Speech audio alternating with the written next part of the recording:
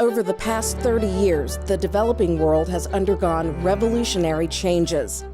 Dozens of countries are following the path of South Korea, where a greater number of people are now part of the middle class. At the same time, fragile and conflict-ridden states remain. In order to confront these challenges, these countries will require not billions, but trillions of dollars of donor support. Earlier this year, our current CENTCOM commander, General Votel, goes to Raqqa, and who does he bring with him? The head of USAID, Mark Green, and they stand there together, and General Votel says, we, the military, have cleared out the ISIS, and now the hard part starts. While the world will continue to need significant amounts of traditional foreign aid for the next several decades, what needs to change is how we use and leverage that foreign assistance. The BUILD Act, for example, has been introduced in Congress to help address challenges in increasingly fragile places.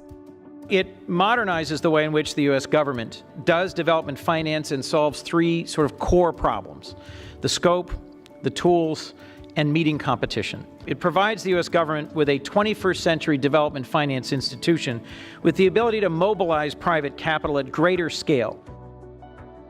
We need to unleash the power of the private sector.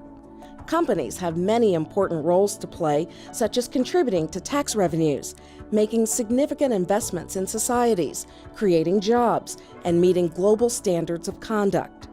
The example of the Niger Delta Partnership that the Chevron Corporation has been funding since 2010 is a really good example. Chevron decided to take a very regional approach to some of the underlying issues of conflict and economic development in the Niger Delta. And at this point, they've invested $90 million, which has been matched by an additional investment of other partners by over $100 million of funding. Over 30,000 farmers have been involved, 92% of which have had an increase in income and productivity.